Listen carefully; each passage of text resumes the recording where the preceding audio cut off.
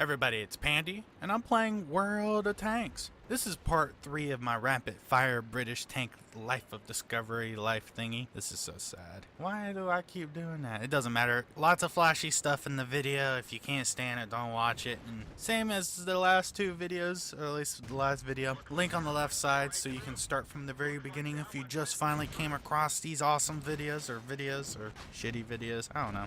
However you like it. Now we're on to the Cruiser Mark III A13. At this point, the Cruiser Mark 1 and 2 were never really given high number of orders, and this isn't going to change much for the Mark III. This is basically just further development into the Cruiser line, and this further development mainly focused on making the tank faster and utilizing the Christie suspension system. The first two models used a triple-wheeled bogie suspension system with a primary focus on infantry support. General Martin, someone who actually witnessed the design strengths of the Christie suspension system used during the demonstration of the BT series of tanks, urged his government to go ahead and adopt similar designs. Now, a vehicle was obtained from Christie, and this vehicle became the basis of the Cruiser Mark III. It had to be redesigned to meet the needs of British forces at the time, and one of the requirements from the General Staff was 30 millimeters of frontal armor while maintaining 30 miles per hour. Now, later reviews upon this from the trial models and such reduced this requirement to 25 miles per hour due to the sheer weight of the armor. The very first prototypes was delivered in 1937 for trials and testing. Another two were produced for trials and testing that allows more refinement and details of the design to be kinked out. And after all this was done and said, it was approved to be produced with a total of 65 to be built. It came with a 2-pounder main gun with a top speed of 30 miles per hour. Final deliveries were made to British forces in 1939.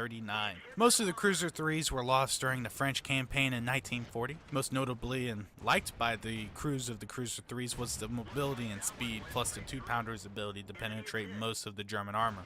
Some were used in the North African campaign. We're not exactly sure on how many was used in the North African campaign, but what is known is that it suffered some mechanical problems related to the engine and drive shaft just because of the North African conditions, the desert. Or desert-ish type of areas. It's not all desert up there. Lots of it, but not too much. There's a lot of it. Okay, there's not a lot of green areas up there, but it's not all desert. That's the point I'm trying to get across. It was well liked generally due to its speed and its 2-pounder, so overall it was a happy tank with happy crews. In World of Tanks, the Cruiser 3 is out motherfucking standing. Again, the firepower, of course, is a 40mm pom-pom featured on both the Cruiser 1 and 2. This gun serves the Cruiser 3 best due to its overall nature of this vehicle itself. I'll get into the rest of it in a little bit, but the overall impression is that the pom-pom is decent good and eats up a lot of lower tier tanks with this tank. It's not ideal for sniping or anything, and it eats the hell out of anything smaller that it runs into, even though I'm not a fan of autocannons. I'm quite happy with this gun, this cannon on this tank. The armor on the Cruiser 3 is okay. I mean, the upgraded turret gives it some better curves and edges to allow for deflections to happen and a little more often than compared to the other cruiser turrets. Its hull is open to attack, but it's thick enough to allow you to get some lucky deflections from the smaller cannons from tier 2s. You still get fucked up pretty good if you run into anyone with one of those machine gunning cannons that the German lights get. Holy shit, I hate those damn things with passion. Generally, the armor is okay. It does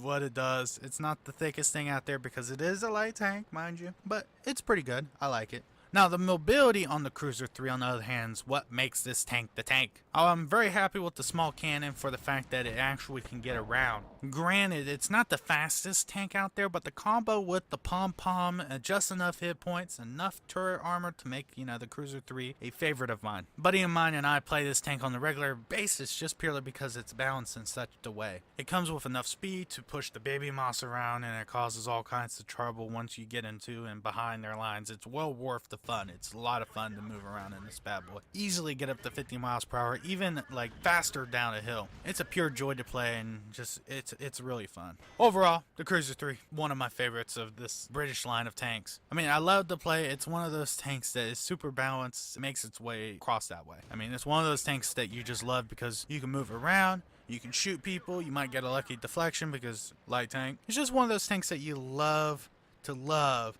and you always welcome the chance to hit that battle button whenever you have this tank selected. It makes you feel complete from time to time without feeling like a god, but at the same time, it's underpowered enough so that, you know, it's not used by a lot of people just to pump their stats up. I mean, this puppy has some serious moves, and I like it a lot. So I plan on keeping it in my garage for the future enjoyment. I love the tank; it's pretty good. I'm happy with it. It's balanced. I mean, you can't ask for much more.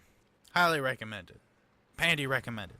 Now I get to that part of the video where I get to give away some gold. Since I'm doing this rapid fire madness of insanity or something along those lines, one person from either the North American, European, or C servers could win up to 6 months of premium or equivalent prize. To win, you just need to post a comment in one of the 4 videos, maybe about the video question, at least this video question for this video, which is your most memorable experience in a tier 2 tank? Mine.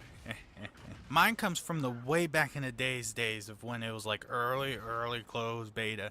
Like closed beta just happened like 2 weeks beforehand. Now flying around in a BT2 going like 60 kilometers an hour just like a T50-2. There would be like 20 of us in the middle of Capanova just blasting the shit out of each other. Just flying around like we're like mosquitoes. I don't know, it's it's hard to like say over in a microphone, but it's just surreal. It's like a bunch of hot rods flying around shooting auto cannons or cannons at each other with like, you just use auto lock or a tank, like you just lock onto a tank, and back then the gun or the locking would actually lead your target. Like nowadays you auto lock on a tank and it kind of just stays on the center of mass of the tank. This would actually lead the tank, and you know, the better your gunner, the better the aim time and the leading. So you didn't really need any skill, you just auto locked on the tank and kill, you know.